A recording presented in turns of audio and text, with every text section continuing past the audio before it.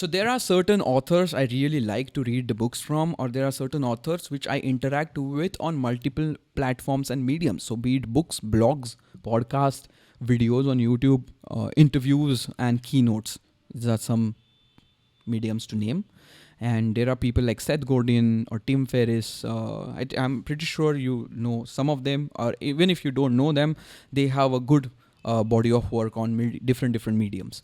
And because I follow them and because I go through their content and material all the time, because they have really good philosophies and work styles and different techniques. Again, techniques. We're talking about techniques, different ways and methods to do certain things in life or do build certain things. I get reminded with those things, and I happen to read their books as well. So today's episode, we're gonna just explore how I take books from these guys and what I do with them and how they help me in my journey of building things and building life in general. So we'll talk about that. And basic title of the episode, as you must have already seen, is Books as Reminders. Let's talk about it. Your afternoon caffeine with Dailysh Pod is here.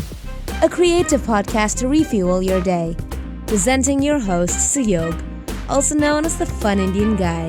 So let's take an example of one of the amazing books by Seth Godin called This Is Marketing. The book is not about marketing in general, but about how meaningfully are you doing things and what kind of problems are you solving and how are you making the world better place. Again, very cliched words, but the book is very, very meaningful. And the one fact which I love about Seth Godin is he does things in chapters which are very mini chapters. So 1 page, 2 page chapters with some examples. So it's just very fun and very light read in general. But by the end of the whole book, you kind of consume a lot of amazing data and a lot of concepts keep coming back and forth.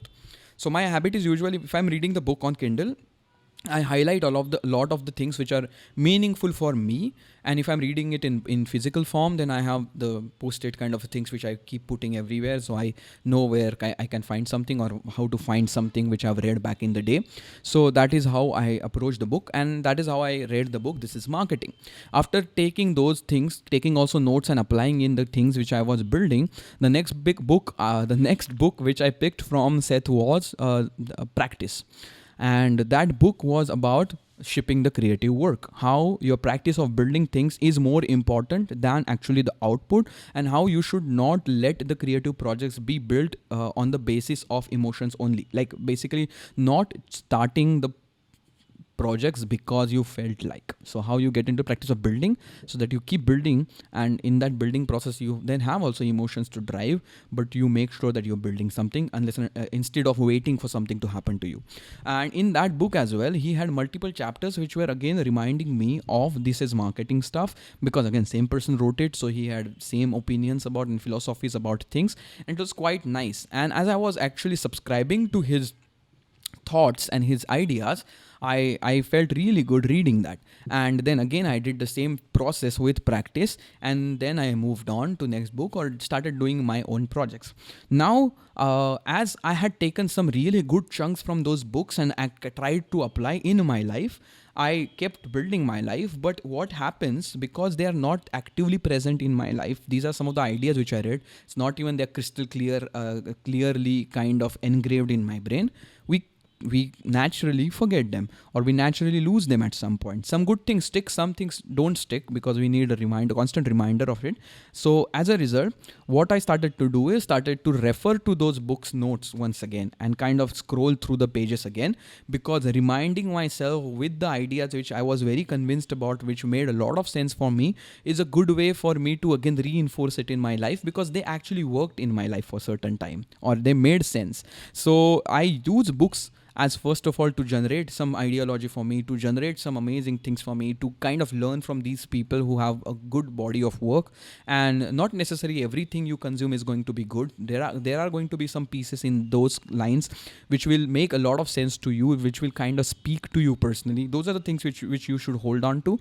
So I kind of hold on to these things in amazing books which I read, and once in a while I go back to those books, so I reinforce them. And these are more for the books which are non-fictional, which are more for the practice or more for the application part of life. So I use books as reminders so that I could do something about it. And other way of getting reminded with these ideas and concepts are basically these other forms of content these guys put out. So it could be, as I said in the beginning of the episode, interviews, podcast, their own blog post, and all those things.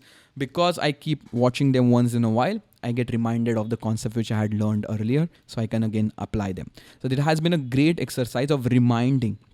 I want you to focus on the word reminding and actually using the things which work in your life. And this is a great way, reminding is a great way to basically reinforce things and keep building them instead of just forgetting them and then picking something else in the future. And then, yeah, that way you will still build stuff, but yeah, the good things should be cherished. So that's my way of dealing with it. I am pretty sure you must be having your own way of dealing with it. Is if not, then this can be a good start for you to think about what can be your way of dealing with such things and books and information and resources.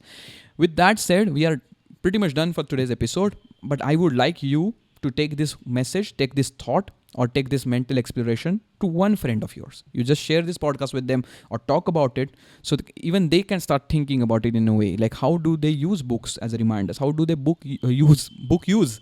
How do they use books as basically triggers for their life? So yeah, that's pretty much it. Thank you so much for listening. Thank you so much for staying till the end. Means super duper a lot, and I shall catch you in the next one. Peace.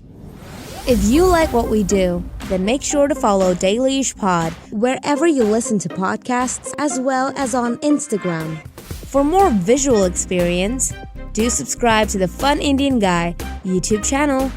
Until next time, have fun.